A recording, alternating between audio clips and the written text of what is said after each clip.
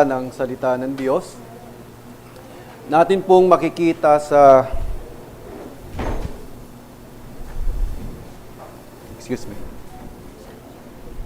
Ating pong makikita sa James chapter 1 verses 13 to 18. At babasahin ko po ito sa Ambagong Biblia. James chapter 1 verses 13 to 18. Huwag sabihin ng sino man kapag siya'y tinutukso, ako'y tinutukso ng Diyos sapagat ang Diyos ay hindi natutukso ng masasama at hindi rin siya nanunukso ng sino man.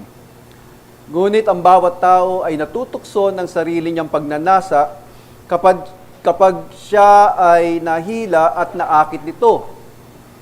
At kapag ang pagnanasang yon ay naipaglihi, ito ay nanganganak ng kasalanan. At ang kasalanan, kapag malaki na, ay nagbubunga ng kamatayan. Huwag kayong padaya, mga minamahal kong kapatid. Ang bawat mabubuting kaloob at bawat sakdal na kaloob ay pawang buhat sa itaas, na nanggagaling sa Ama ng mga ilaw, na sa Kanya ay walang pag-iiba o aninuman ng pagbabago. Alinsunod sa kanyang sariling kalooban, tayo ay ipinanganak niya sa pamamagitan salita ng katotohanan upang maging isang uri, unang bunga ng kanyang mga nilalang. Pagpalain naman ng Diyos ang pagkabasa ng kanyang salita, tayo pong lahat ay umukot manalangin. Ama, sa pangalan ni Jesus, sa inyo po namin pinagkakatiwala mga bagay na ito. Ama, maluwalhati nawa ang inyong dakilang pangalan sa aming kalagitnaan. At patuloy din, Lord, na tulungan niyo po ako na maituro ko sa aking mga kapatid ang inyong salita na ibinigay niyo sa aming lahat. Bigyan niyo po, Panginoon, ng kakayahan, katalinuhan, at katapatan, Panginoon, na tanging ang salita niyo lamang at ang katotohanan nito ay ang aking pong maihatid sa aking mga kapatid na nandito ngayon.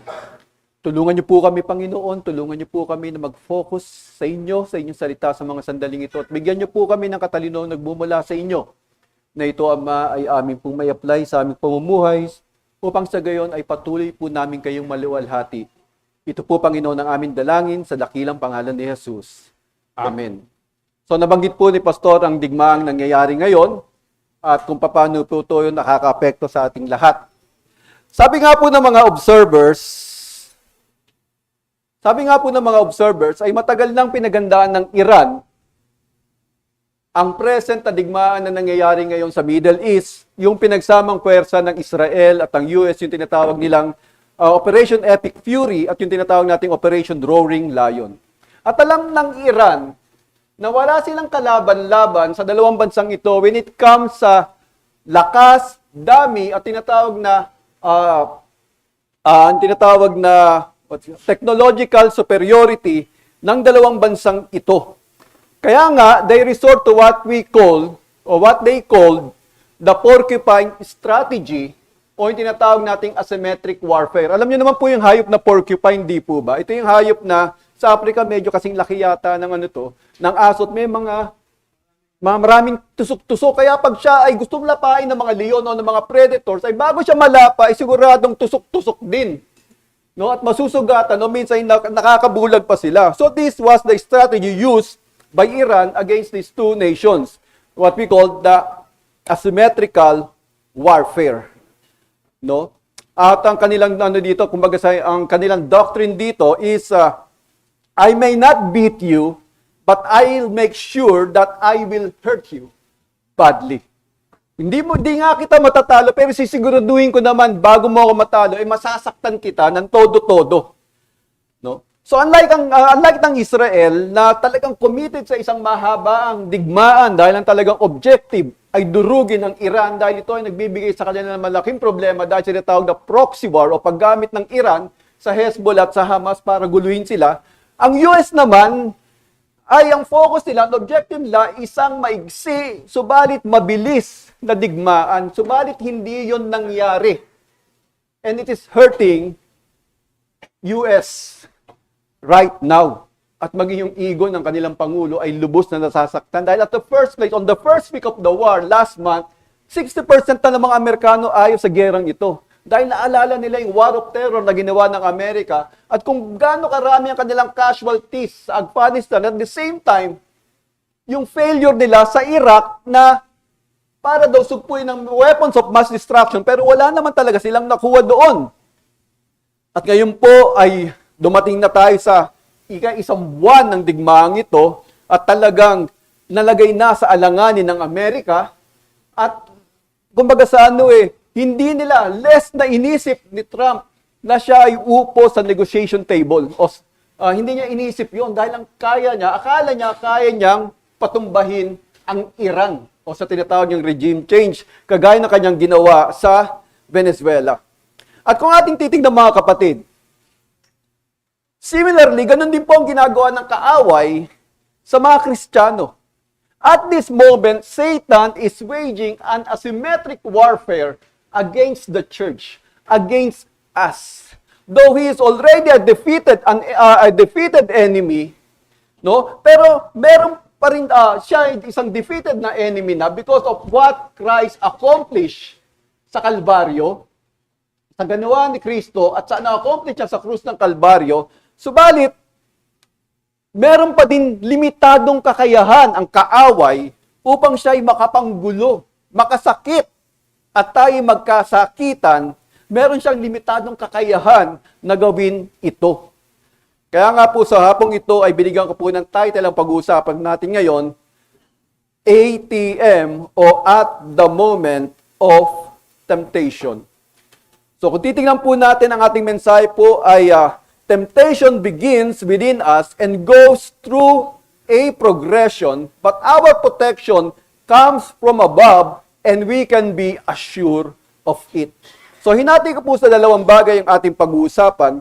From verses 13 to 15, we can see here the progression of temptation. And then from verses 16 to 18, the protection against temptation. Just like trials na sinabi ni James before, ang temptation po ay darating din sa ating lahat. Kaya nga po sinabi niya, let no one say when he is tempted. Interestingly, yung word na trial at temptation ay galing sa isang salita. Galing sa isang salitang Grego. At kung titingnan po natin, ito ay nagbibigay o nagpapakita ng tinatawag nating negative and positive connotation depende sa konteksto ng pagkakagamit ito.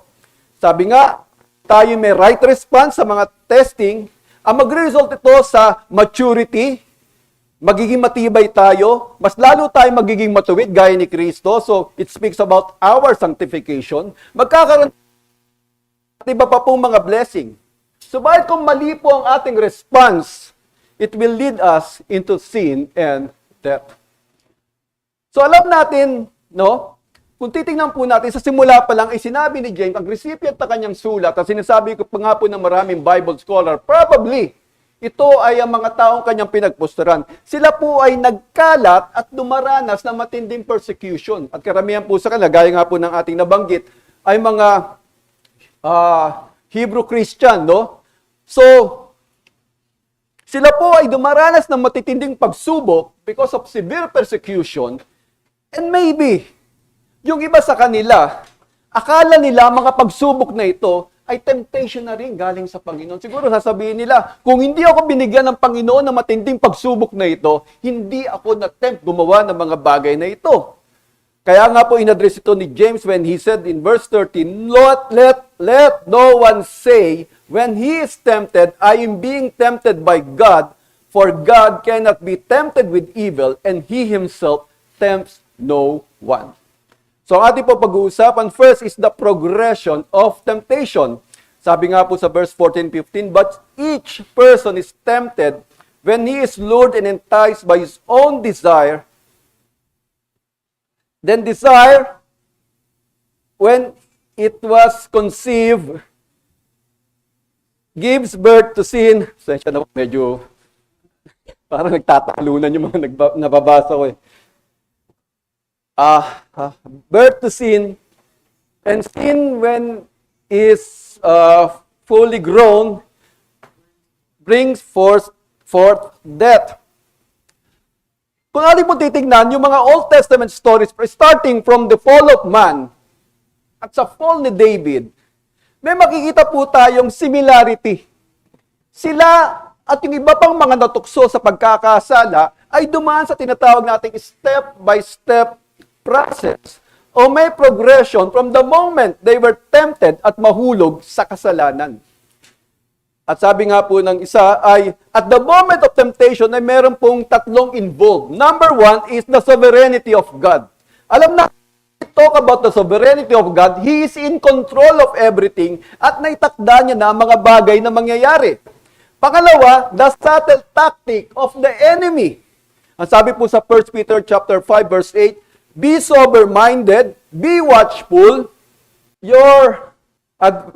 siguro next time dadaling ko TV na. Your adversary, the devil, prowls around like a roaring lion seeking someone to devour. Marami po nagsasabi doon daw sa Israel, maraming leon. Kaya nga, di ba, si Samson ay pumatay ng leon, si David, natirador ba yun? Yung nag-slingshot ng leon. At sabat daw ng mga leon na ito ay na-extinct dahil pinagpapatay daw ng mga crusaders. Alam niyo naman po yung mga crusaders, di ba? Sila yung pinadala ng mga papa sa Roma upang labanan ng mga Islam. May mga pati yung mga leon no, pinakailaman at pinagpapatay nila. So, namatay na raw po yung mga lions na yon, nag-extinct na. Pero, kung titignan po natin, itong mga lions na to, unlike yung mga tinatawag nating African lions, ay mas maliit. At hindi sila nagsasama-sama sa isang pride. Kumbaga mas solitary sila. Mas gusto nila yung nag-iisa sila.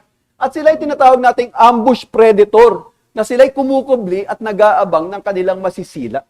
Kaya yun ang description ni Peter sa mga lions. So we should be aware of the subtle tactic of the enemy. And then pangatlo, the Christian response to temptation. So at the moment of temptation, may tatlong bagay na involved. The sovereignty of God, the subtle tactic of the enemy, and the Christian response to temptation. Natatanda ko sa conference na tinan namin ni Pastor, he said about our sanctification or about sovereignty of God. Sabi ni Pastor Steve Hofmeyer, God is sovereign, the sovereignty of God and the human responsibility go together. At ito po in-emphasize ni the late Dr. John MacArthur na ang sovereignty of God at ang human responsibility ay mga kambal na katotohanan. Ito ay magkaakibat. Sapagkat kung ating pong titignan, when it comes in our sanctification, hindi natin alam ang mga bagay na itinakda ng Diyos sa hinaharap. Subalit at the moment, binigay ng Diyos sa atin ang kanyang salita, and it is our duty to obey it. It is our duty, our responsibility to obey it. We have a part sa ating sanctification. And how temptation progress. So meron pong 5 bagay tayo dito. A-D-O-C-T. Malipit-lapit sa salitang addict, no? Adok, no? Kasi ito naman ang kasalanan yung nakaka-addict. Anyway, adok po. Number 1 is what we see. Ano yung mga bagay nating nakikita? Ano nangyayari sa mga bagay pag meron tayong nakita? So the first letter stands for attraction. Maraming bagay tayong nakikita pero hindi naman lahat ng bagay ay ating napapansin, di po ba? So kumbaga kung ito'y normal o sabi nating kumbaga sana hindi natin masyado binibigyan ng pansin. So what we see, kung saan tayo na-attract ay pwedeng pumasok ang tinatawag nating temptation. Natatanda ko yung sinabi ni Pastor last time, di ba? Paano yung mga bulag? Di ba? Hindi naman nakakakita yan. So, ibig sabihin ba yan, exempted sila? Di tama si Freddy Aguilar. Pag bulag ka, ligtas ka sa kasalanan. Di ba? Pero, ang tukso ay nararamdaman sa iba namang mga senses. Pwede mo itong marinig. Pwede mo itong maamoy. At pwede mo rin itong mahawakan. And it is in our mind's eye that we can see things clearly. Kumbaga kahit bulag yan, pag inisip niya, 2020 ambition yan sa kanyang isip. Nabubuo yun, and there we imagine things, and then there we find pleasure doon sa things that we are attracted. So if we see someone or something attractive, tension begins. The struggle is real. Kaya nga po, ngunit ang bawat tayo natutok sa sarili niyang pagnanasa kapag siya'y nahilap na akit ito.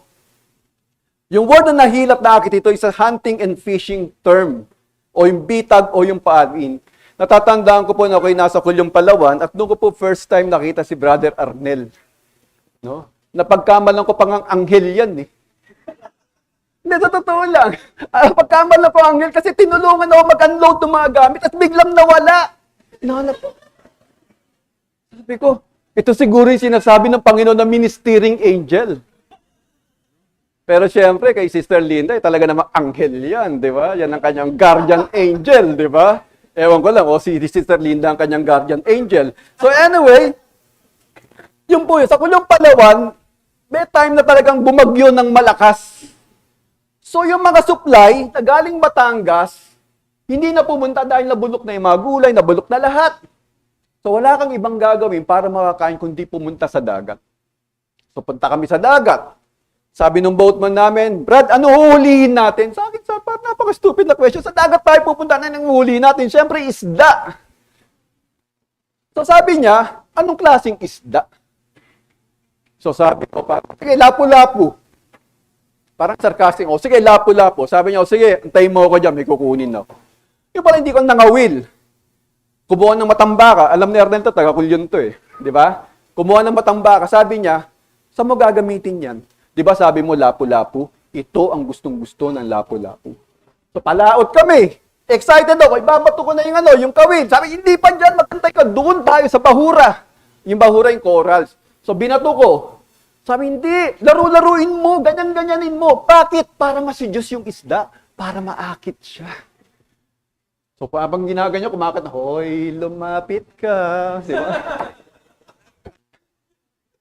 Pero kung titingnan natin mga kapatid, sabi niya, laro-laruin mo para maakit yung isda at kumagat siya sa pain. Ang tawag po doon, fatal attraction. Fatal attraction. At kung ating po titignan, when the woman saw the fruit of the tree, she took it. When Achan saw the plunder, they took them. When David saw a woman, he took her. So makita po natin dito, no? Yung mga mata natin pag na-attract sa isang bagay at na-fixate, fatal attraction. Kaya nga may mga kanta yung mga bata, di ba? Oh, be careful little eyes, what you see. Kaya maging maingat at baka maakit tayo sa isang pain. Jonathan Edwards said sa kanyang on his religious affection, sabi rito, Christ things are set before us together. For us particularly to cleave to one and the other. Ibig sabihin, nandyan, kasama natin si Kristo at yung mga bagay na makakapagpalayo sa Kanya. Nasa atin na ngayon kung ano yung pipiliin natin. So don't take the bait. It could be fatal attraction. Number 2, what we think. What we think. It is better.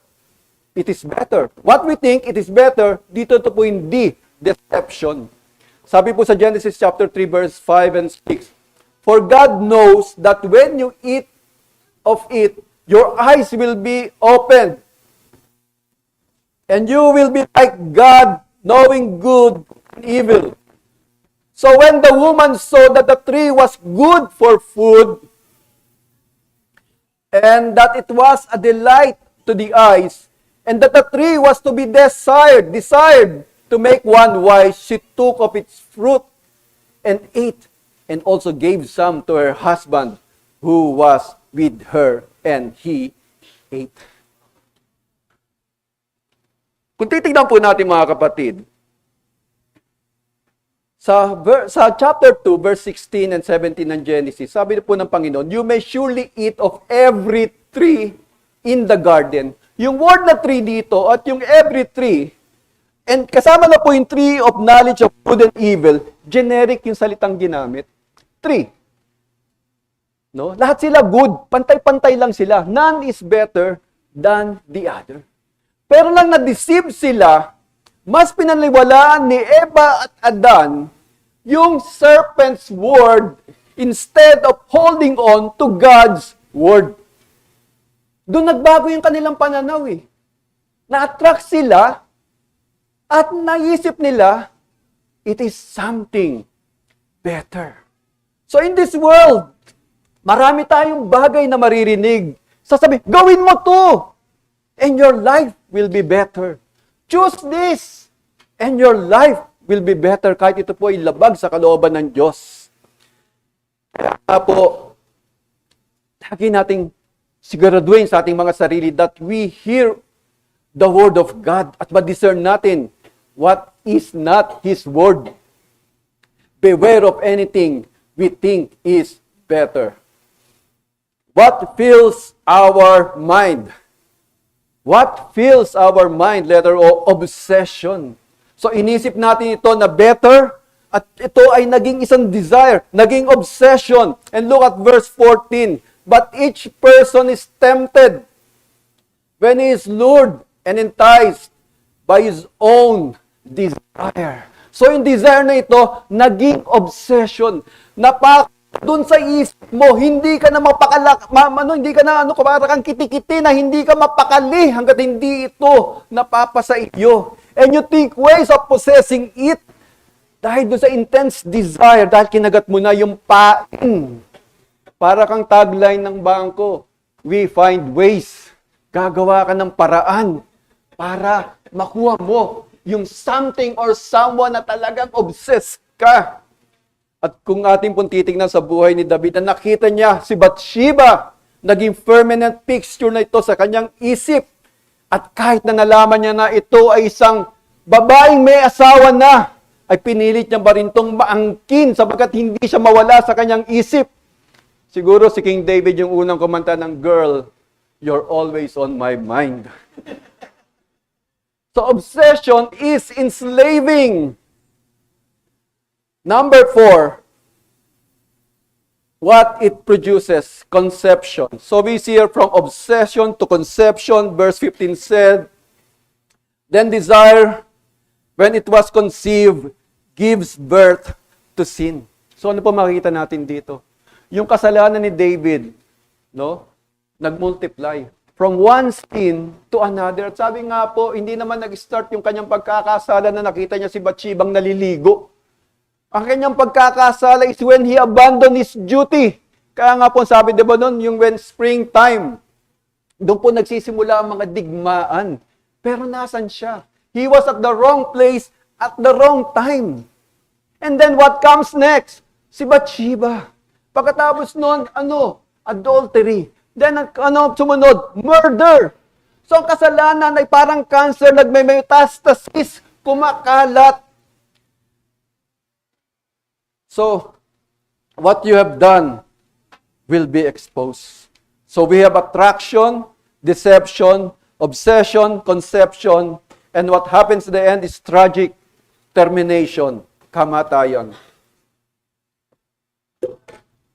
Sabi po, sin, when it's fully grown, brings forth death. Meron daw pong paraan ng mga Eskimos para humanting ng isang wolf. Narinig niyo na po ba yon? Paano maghunting yung mga Eskimos ng wolf? Ang gagawin po nila, sila po'y kukuha ng isang patalim na double-bladed. Ito ay matalas. Napakatalas. Tapos isasawsaw nila sa dugo at iiwan nila sa gabi para maging magyelo, no? Tapos ganun ulit gagawin nila, bababad nila sa dugo hanggang sa ito ay kumapalat para maging popsicle. Alam niyo yung popsicle? Parang di na. Yung ice buko, siguro parang gano'n, no? Tapos, pag ito ay balot na balutan ng dugo, parang popsicle, isasaktak nila sa isno. At ito ay maamoy ng unsuspecting wolf na ito pala isang bitag. So ito'y kanyang didilaan. Didilaan niya ng didilaan dahil ang dugo, di ba? pero mamamanhid yung kanyang dila dahil sa lamig. Hanggang sa hindi niya na namamalayan na tinatamaan na ng kanyang dila yung blade. At siya'y masusugatan at magdurugo. So lalo siyang gaganahan dahil mainit na dugo na ang kanyang naiinom, pero hindi niya alam na ito na ang kanyang sariling dugo. At hindi siya titigil hanggat mauubos ito, na hindi niya napansin na ito rin ang uubos ng kanyang hininga at ng kanyang buhay. At ganun din po pag isang Kristiyano ay nilamon ng kanyang makamundong pagnanasa. Remember na magkasala si Adan at si Eva. Nagkaroon ng kamatayan sa Garden of Eden. And then si Achan, nang naghahaman sa kayamanan, namatay ang kanyang buong pamilya. And even sa early church sa Jerusalem, nagkaroon ng kamatayan. You remember Mr. and Mrs. Ananias, di ba? Ananias ba yun? Basta yun na, si Sapphira. No? At kung titingnan po natin, even in the Corinthian church, Paul reminded them na mga kamatayan ng mga taong kasama na nila sa church because they disregard holiness in their life. Pero si King David naman ay hindi namatay. Subalit sabi nga po, a sinning Christian dies 1,000 deaths. Kaya nga po, kung titignan po natin, David cried out loud in Psalm 51, when he cried out to the Lord, restore to me the joy of my salvation. Ano ang buhay ng isang Kristiyano kung wala naman sa kanya ang kagalakan ng kanyang kaligtasan? Anong klaseng buhay ang meron siya kung siya ay malayo sa Diyos dahil sa kanyang kasalanan? Para siyang isang tilapia. Nakakita na po yung tilapia sa palengke na hinugot sa drum, tas nilapag dyan. Nakita niyo yung struggle ng tilapia. Halos marinig mo na yung paghihiyaw ng tilapia. Tulungan mo ako. So, ganun ang buhay ng isang Kristiyanong namumuhay at nilamon ng kasalanan. His life is a struggle. Para na rin isang namumuhay na siya ay hindi na namumuhay, siya ay patay na rin. May nagsabi nga po, di ba, sa paggamit daw po ng social media, think before you click. At ang paalala din po sa atin ngayon is think. Think before you sin. And then the protection against temptation. Number 1, remember our God is good. James chapter 1, verse 16 to 18. Do not be deceived, my beloved brothers. Every good gift and perfect gift from above. Hindi, tama ba? It's from above. Pumupunta sa above yun. Coming down from the Father of lights, with whom there is no variation of shadow due to change. Sa Tagalog po, sabi, huwag kayong padaya mga minamahal kong kapatid. 3 tao lang po daw nabubuhay sa mundo. Yung nagpapaloko, yung manloloko, at yung hindi mo maloloko. At yung hindi daw maloloko, yun daw po yung may alam. Sabi ni James, napakadali niyong malinlang. Bakit ka sasabihin na tinutokso kayo ng Diyos? Diba? Dahil lang ba sa mga pagsubok na nararanasan nyo na para bang sinasabi, hindi ko deserve ang mga nangyayari ito sa aking buhay, kaya tinutokso ako ng Diyos. Sabi ni James, nakalimutan nyo na ang Diyos, ang inyong Diyos ay mabuti. Kaya nga pinaalala niya in James chapter 1 verse 17. Sabi niya, hindi kayo tinitempt ng Diyos, walang masamang galing sa Diyos, kundi puro kabutihan lang. Sabi niya, every good and every perfect gift is from above, coming down from the Father of lights, with whom there is no variation or shadow due to change. Walang masamang bagay na binigay ang Diyos, kundi puro kabutihan lamang. At ang sinabi ni James, hindi siya nagbabago gaya ng mga kumbaga ng mga bituin at ang araw. Minsan nagabang kami ni Joyce ng full moon, yung pala eclipse. Wala kaming nakita kundi puro kadiliman. Diba? Parang gabi ng lagim itong pinuntahan. Pero ganun sinasabi. Nagbabago-bago. Ang liwanag sa kalangitan, subalit Sabi ni James, ang Diyos ay hindi nagbabago. May kanta noon sumikat, inawit ni Don Moen, God is good. Diba? All the time. Mga antics ng mga worship leader nung araw, God is good! Siyempre, sisigaw yung congregation, all the time! All the time! God is good! Okay, kanta na tayo. Tatama kamay, magsabi, mabuti ang Diyos. Diba ganun?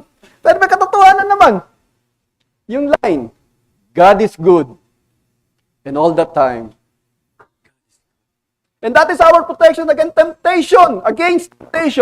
Knowing that God is good all the time, at hindi na tayo na maniling lang ng kaaway, that there is something better.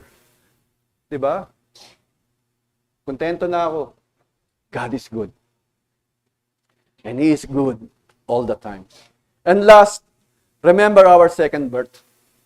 Sa NIV sabi rito, sa NIV, He chose to give us birth through the word of truth, that we might be a kind of first fruit of all the created. Dito ay pinaalala ni James ang pagkakaiba ng kasalanan.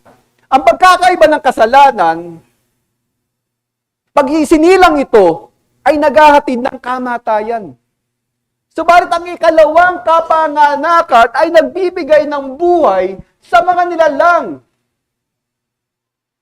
na patay dahil sa kasalanan. So yung kanyang pinakita. And then James said, He chose us to give birth. Ano po makita natin dito mga kapatid? It is God, not us, who made the decision. Ang Diyos ang pumili sa atin upang tayo maligtas sa pamamagitan ng ginawang pag-aalay ni Jesus ng kanyang buhay sa cross. At ito nagbigay sa atin ng protection against temptation na tayo pinili ng Diyos na maligtas. At ito ang isang bagay na hindi natin dapat kalimutan. Ginawa ni Jesus na ransom o pambayad ang kanyang sarili to appease the wrath of God. At itong ransom na ito ay isang parang utang na hindi natin mababayaran, hindi natin kayang bayaran ito. Kaya nga the least that we can do is to repay Him our faithfulness all the day of our life. And sabi nga po, hindi raw po natin lubos na maunawaan kung ano ang grace at pag-ibig ng Diyos pag hindi natin nakita ang poot ng Diyos dahil sa ating kalalagayan bilang mga makasalanan. With this, God deserves our unwavering love and faithfulness because we have a debt that we cannot pay, and we should live a life worthy of the calling we have received. At ito'y mga bagay na ito'y magagawa lang natin dahil sa kanyang biyaya. And the reason for our second birth, that we might be the first fruit of all the created. Yung first fruit, mga kapatid, ito yung mga unang ani. No? Halimbawa, namunga na yung mga Indian mango. Ba't ba Indian mango na sabi ko? So, lahat yan, di ba? Sa Panginoon yan. So, yung mga unang anak ng yung tupa, ng yung baka, ng yung mga kambing, sa Diyos yan. So, yung first fruit is something sacred and set apart for the Lord. At yun din po ang pinapakita ni James dito. That because of our second birth, we are sacred and set apart for God. Kaya nga po ang exhortation ni Paul, I appeal to you, therefore, brothers, by the mercies of God, to present your bodies as a living sacrifice, holy and acceptable to God, which is your spiritual worship. Do not be conformed to this world, but be transformed by the renewal of your mind, that by testing you may discern what is the will of God, what is good and acceptable and perfect. So whenever temptation comes, do not be attracted. Do not think that is something better. Think sin will set you apart from the Lord. Dahil tayo first fruit. Think, I am set apart for God. And what is our protection against temptation? Remembering the goodness of God. remembering the word of truth, that I will no longer be deceived again, for I am sacred for God. Ang tanong, what if I fall? Paano kung nahulog ako sa kasalanan? Sabi ni Paul, come back to your senses as you ought and stop sinning. Dalawang bagay lang ang dapat mong gawin pag kayo nagkasala. Number one, isipin mo ang ginawa ni isipin mo ang ginawa ni Kristo noon sa krus ng Kalbaryo. Pangalawa, isipin mo ang ginagawa ngayon ni Jesus sa taas. Anong ginagawa ni Jesus? He is our sympathetic high priest na nakakapag-sympathize siya sa ating mga weaknesses. Siya ay tinukso, so alam niya yung intensity, yung hirap, yung struggle, and temptation, pero wala siyang kasalanan, hindi siya nagkasala. So my point is, Christ is interceding for you and me at the moment. So pag tayo bumagsak sa pagkakasala, wala tayong ibang dapat gawin pa, kundi lumapit sa Kanya, sumuko sa Kanya. And how I can be saved? Look at the cross. Dahil doon, sa cross, makikita mo, Jesus paid it all. Doon sa cross, inako at binayaran niya na ang mga kasalanan ng mga taong kagaya natin. Kaya nga, kung meron po sa atin ngayon, ang hindi niya pa po sigurado kung si Jesus ay nasa puso niya. Pinapaalala ko sa iyo, kapatid, ikaw ay lumapit sa Panginoon nang may pagpapakumbaba at pagsisisi ng iyong kasalanan. Tayo po yung mukot manalangin.